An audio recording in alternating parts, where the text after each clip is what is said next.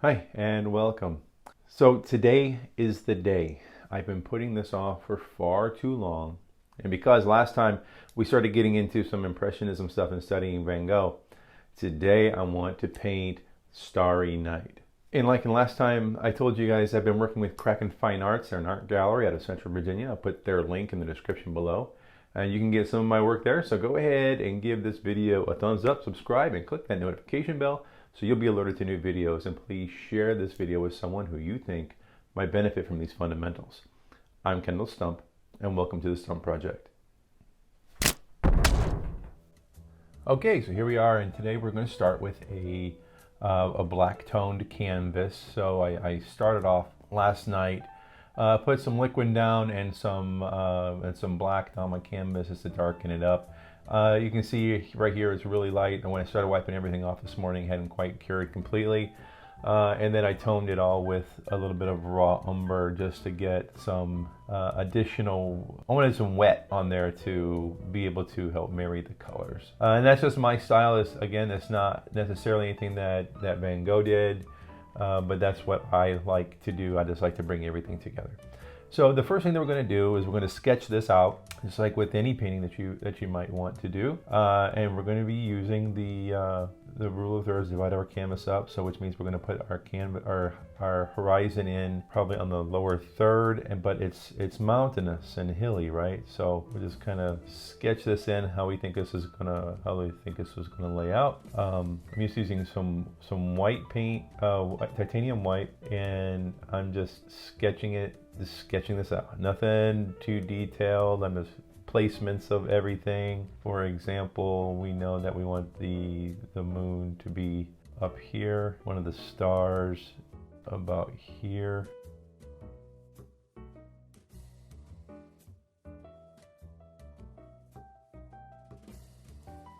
Now things are a little off because you would think that in rule of thirds, you would think that the cypress that's in the painting would be right about here, but it's not. It's a little bit over. It's a little bit over to the left.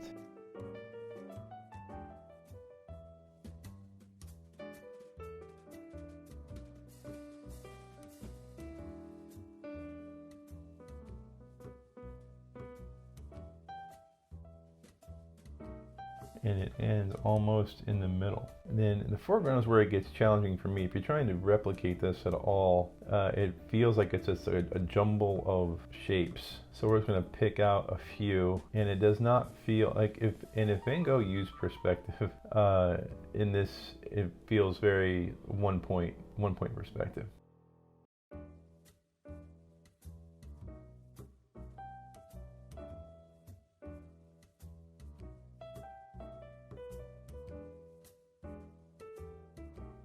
And I hope you guys watched my video last week. It was an exploration on Impressionism and Van Gogh's wheat field with cypress.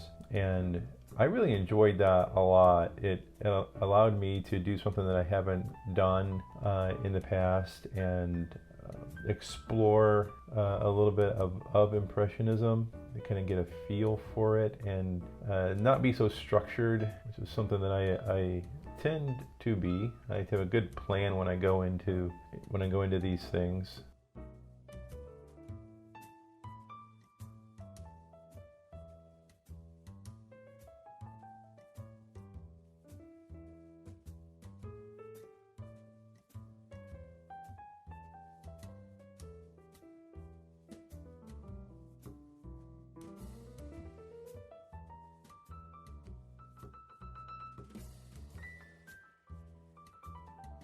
Steepling for the church, a couple more buildings.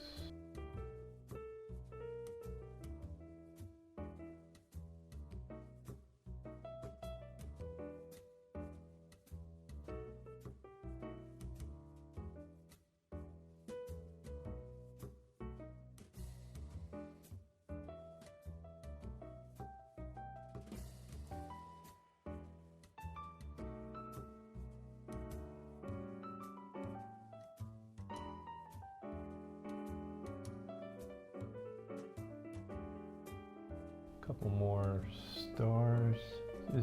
And half the time these are just going to be for visual cue. You know, we may paint over some of these. And then of course the signature swoosh, where we have to try to capture some of that fluidity that's most notable.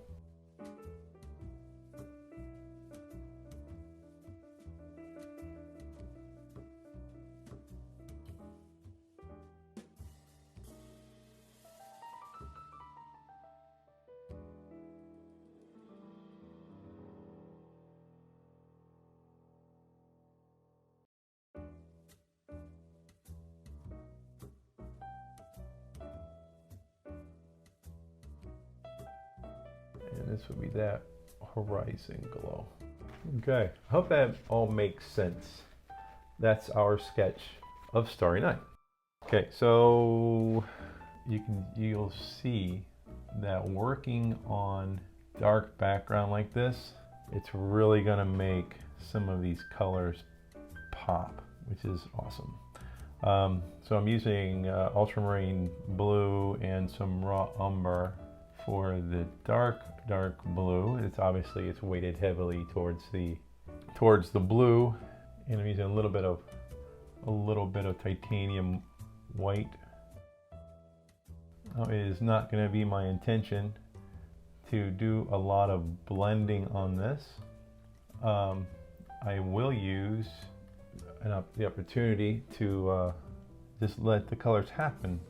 So starting off dark at the top, you know, there are certain rules that we are going to follow, and I believe Van Gogh did this as well in his work. I think it's notable. You'll notice that it's darker at the top, and then when it comes down to the horizon, it starts to get lighter. And there's a lot of color variance in Starry Night anyway, so I think that this is just going to assist us in getting the transition that we want.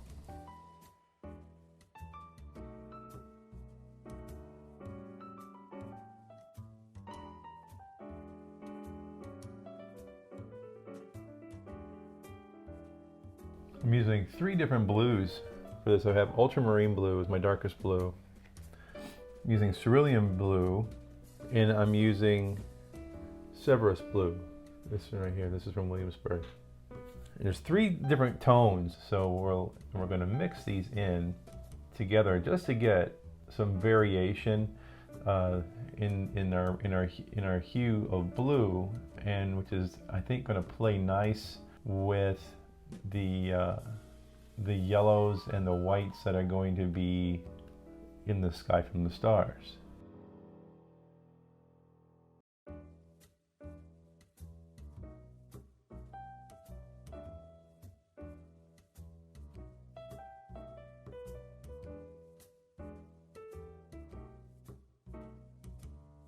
And as far as transition, blending goes, that's pretty much it. What you saw right there, I'm making lines, and then as I go into the other hue, I'll just make some purposeful strokes like that.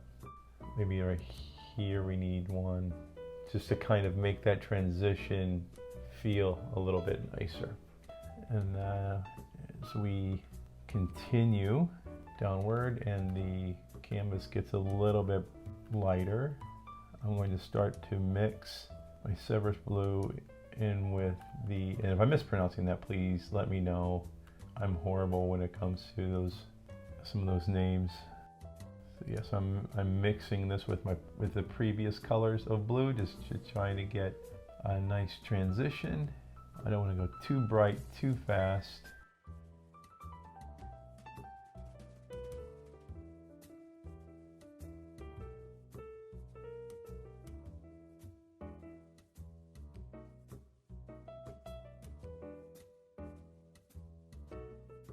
And at the edge of our painting over here too, I don't want it to be too bright either. This over here is a little bit different story, because this is where the moon is, so it's okay if it's going to be a bit brighter and show a little bit more glow. I'm okay with that. But it gives me an opportunity to dial in the value that I want, so that it's not too, like, I'll start with my brightest right here around the moon, because I know that's going to be a bright area anyway.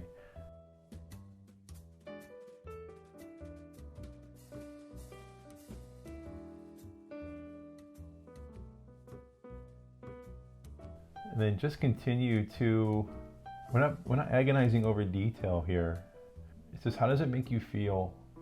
And then just capture that moment with a brush stroke. Do you feel anxious? Maybe your brush strokes are a little more jittery.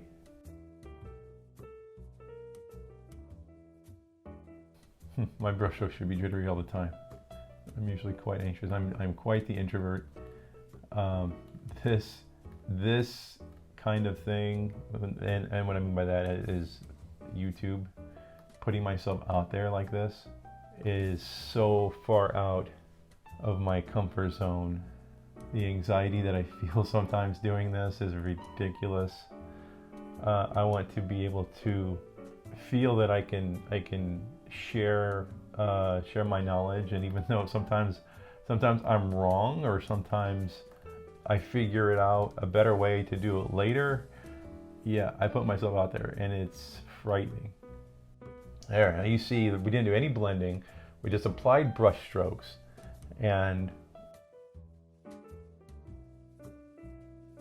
it's rough, and it looks, you can see a really nice transition from the dark to the light. It looks, I think this looks really, really nice. I'm happy with this. Okay, so you have a brush with blue on it. Set that brush aside, because now we have to get into our yellows, and you don't want any more green in the sky than you can handle. We're probably gonna get some anyway, just because of how we're painting this wet on wet, not impasto.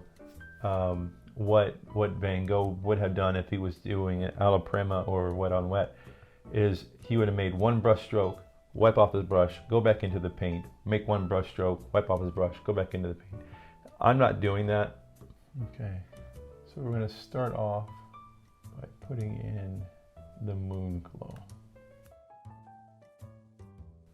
I add a little more white to that. I'm trying to desaturate it. I don't want it to be too...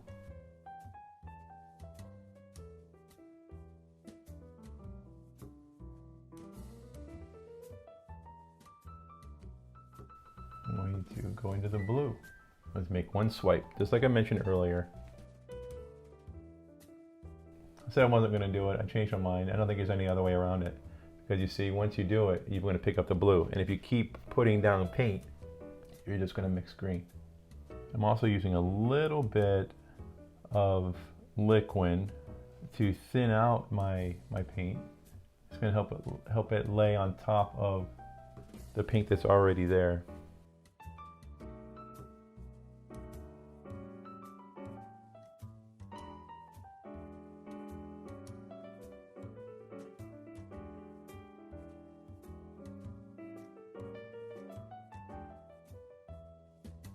Just a little softer right around the corona, portraying the idea. Trying to keep it balanced, trying to keep it kind of roundish. Just trying to portray the idea. And I'm not overworking in this either, by the way. Don't overwork this. Like I said, you start scrubbing that yellow into the blue, you're going to get green. Just like that swipe, that last swipe right there. I was busy talking and not busy paying attention to what I was doing. Just make a stroke and call it done. There, and that's okay for that. And then we'll continue on with the rest of the stars, putting their coronas in. The corona is in case you don't know, the corona is the glowy bit. Unless I'm wrong. If I am, please somebody correct me on that, but I believe so. Some of these stars are not as bright and glowy as others. So I'm using a little bit of raw umber to kind of dial that down a little bit.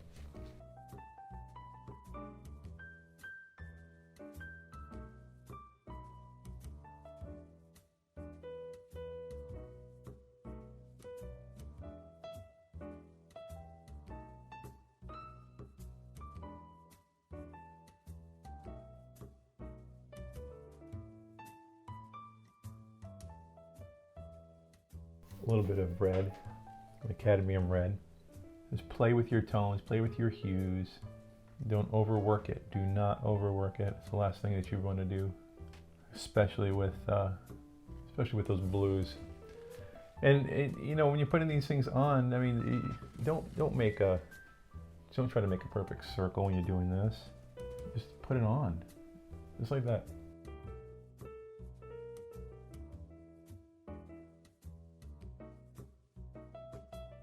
And then as we are getting towards the edge, we'll just continue just to make these a bit, change the hue on them just a smidge.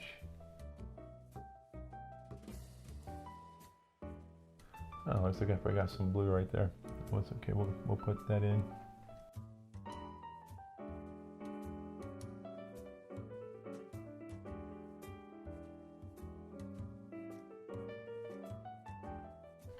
Just go back into our blue brush.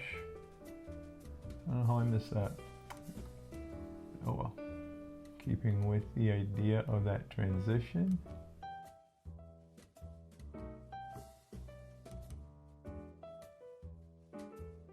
It's okay, you can paint over where the tree's supposed to go. We're going to use ultramarine blue and burnt raw umber and to make a black. So we're going to be using more blues, so it'll be okay.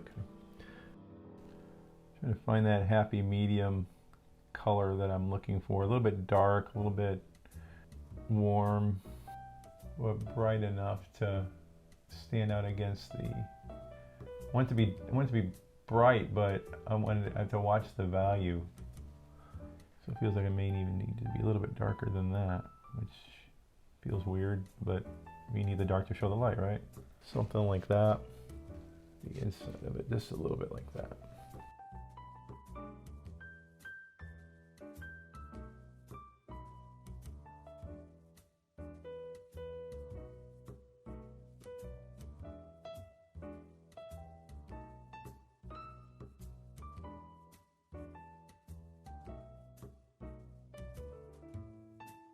There we go. Just put a little bit more white in right up next to that moon, just to kind of help it pop out a little bit. Some of these have like little bright spots right in the middle. Some of them are bright, some of them are not bright.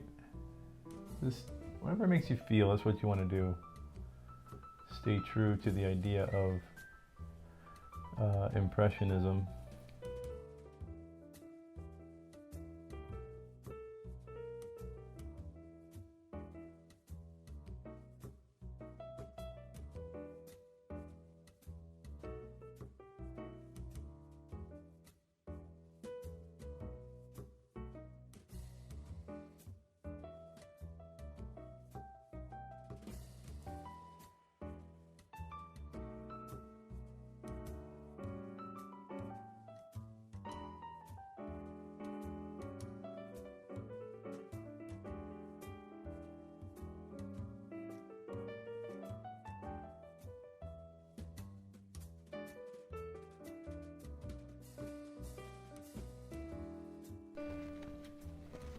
There.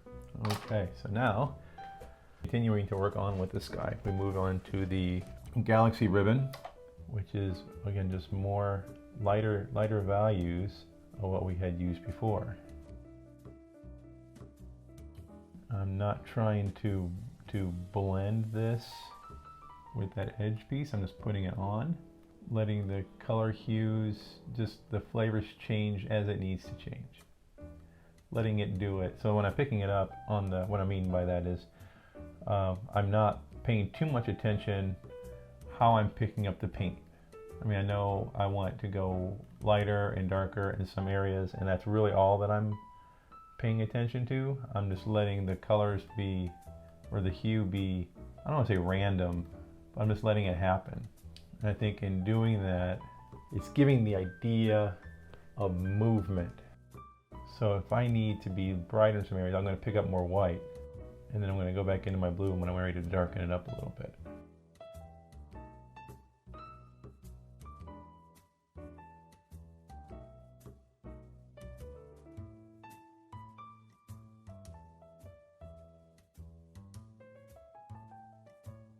Letting my brush strokes go with the the motion, go with the flow that I'm trying to convey.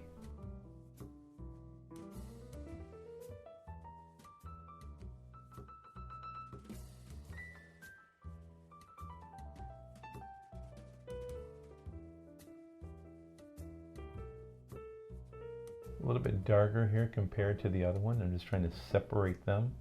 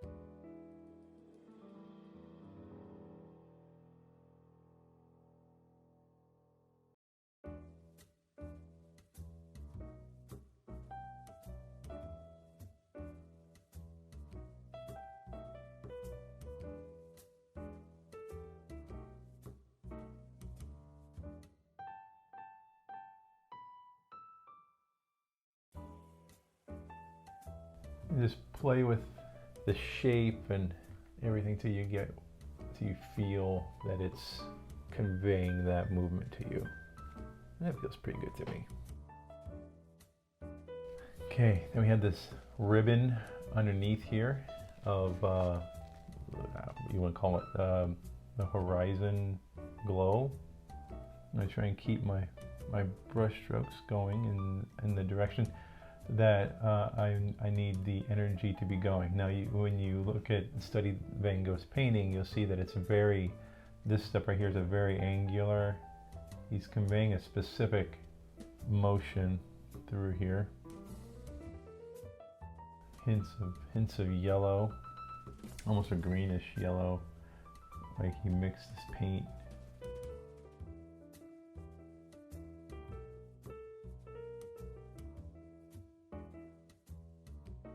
We'll get back into that in a moment, adding some of the yellow to this.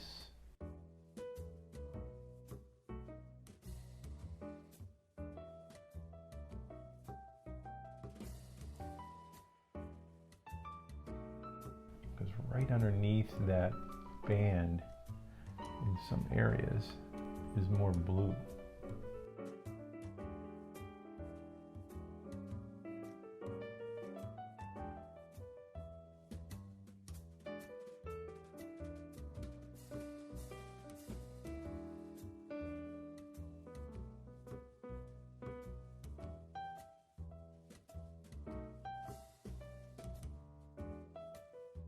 Now, as we're doing this, we are working back to front. So the foreground areas will be some of the last that we do. That's why we're putting in the sky first, and then we're working on this back mountain ridge next. And here I just mixed up some ultramarine blue and some raw umber to get this really dark blue. And we can change the flavor of that as we need to.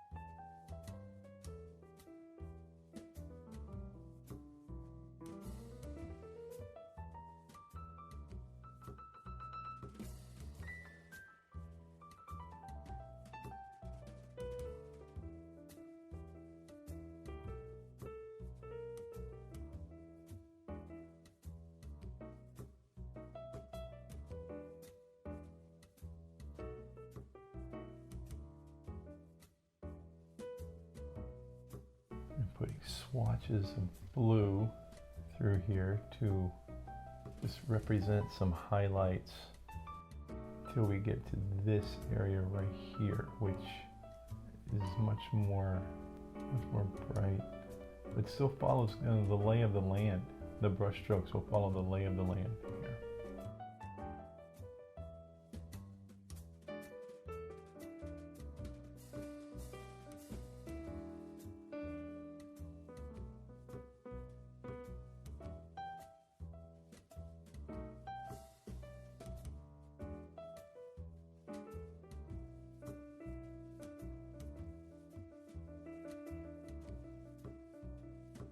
Note also your values on how they play from light to dark to light to dark to light to dark.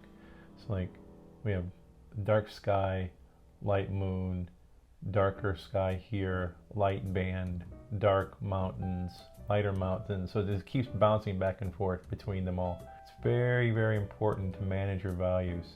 It's how things read. And what I mean by read is it helps people, it helps the viewer to understand what it is that they're seeing.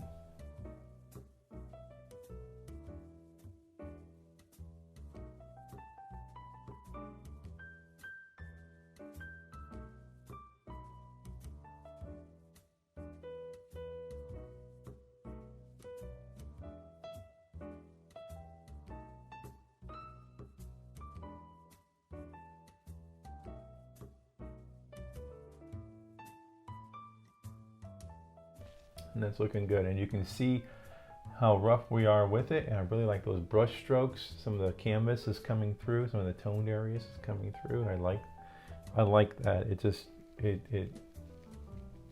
portrays that roughness, that impressionist.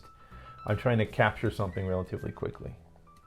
Okay, now as we continue to work down, we start getting into a little bit more greens. So now this is where we can start to mix some of the yellows and the blues we already have on the canvas. And what that's going to do is add some homogeneousness to our painting. So I'm mixing some steps. So I've got some darker green I'm mixing with some of the yellow red that we use for like the moon and the stars. I'm using that yellow and some ultramarine blue and a little bit of raw umber, and I'm mixing some steps of some various degrees of green, and then putting this base down. I will use something similar when we get into the tree or the cypress here, but for the time being I want to make sure that that's going to be almost black, and then I'll probably come back into some of these green hues that we're already making. This is just my base color, and then we'll be putting highlights on top of this. Just using a filbert brush is going to give me a little bit of a rounded edge.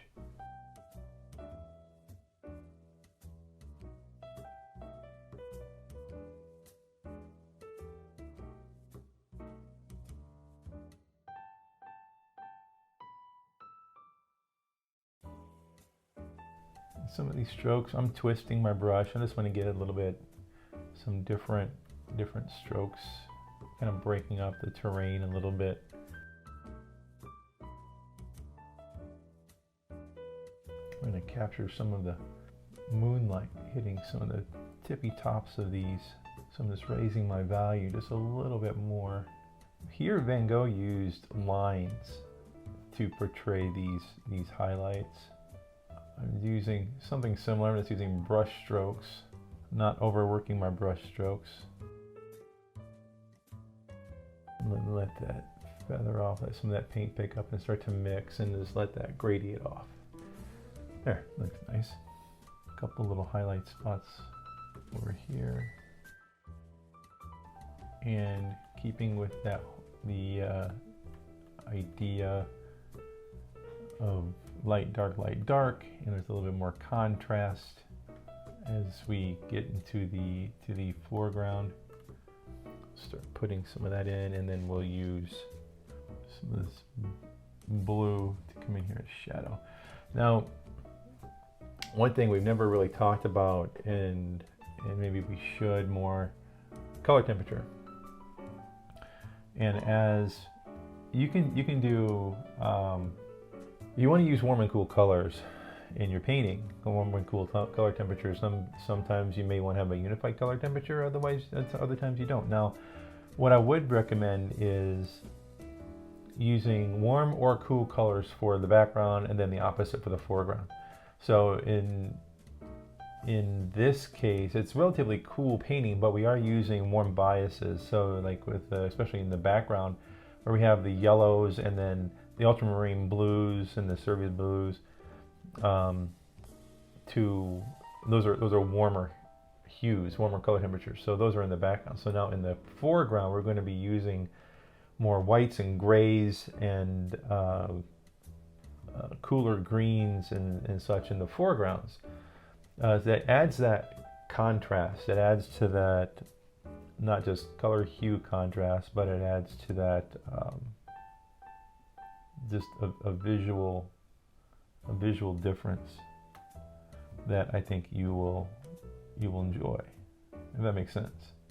And you can cool a color down not by adding blue, by adding white or black. You desaturate the color, you cool it down. So in other words, if I have a red, just a flat red, and then beside it I use white, I mix in a little bit of white or a gray or a green to desaturate that color, there's now a cooler color. The white will make it a cooler color than the red. If that makes sense. I mean, it's easier to do it and to demonstrate it than it is to explain it sometimes. So bear with me. I really hope that made sense. If you didn't and you have questions on that, just let me know, and we can demonstrate it, or I can demonstrate it, and we can talk about it and see what we can make sense.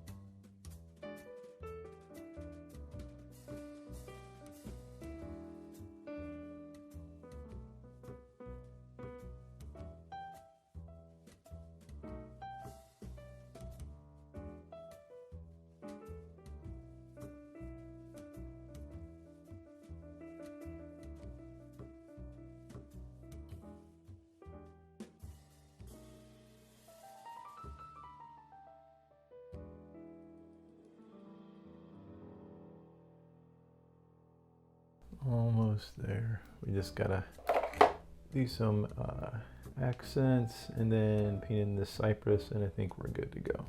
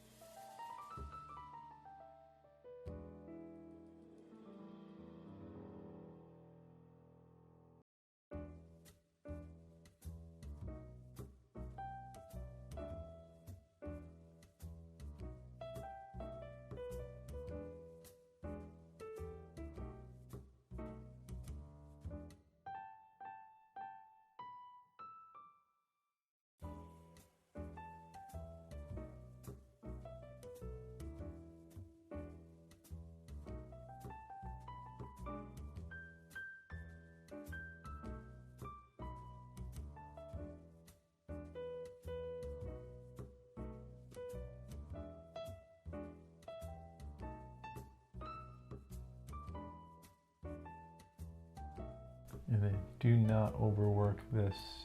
Just put your stroke down, move on. You get so much extra impressionistic detail by just putting in your stroke. Maybe see that right there. I just put that stroke in there, and some of the other paint that was there picked up and it left additional brush strokes. Just change the flavor of it every now and again. Add a little bit of green, or you want to keep this dark for sure. You can come in after the fact and add some additional highlights to this.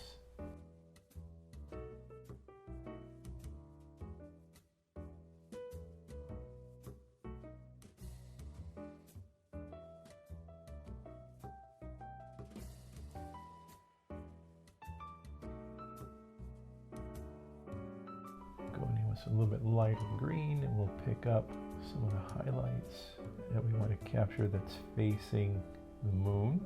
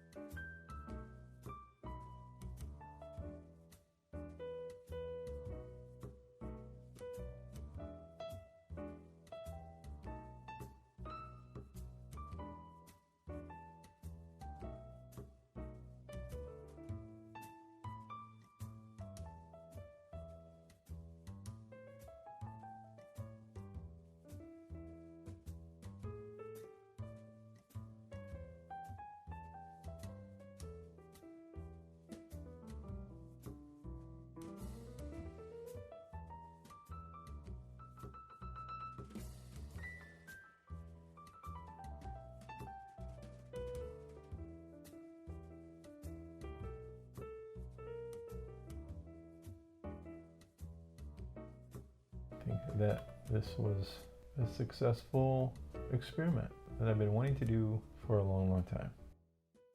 So I hope that you liked this. I know that I did. I've been wanting to get to this for a while and just haven't had the opportunity to do it. It was a great study of Impressionism and some more of Van Gogh's work. And then again, I just really enjoyed it.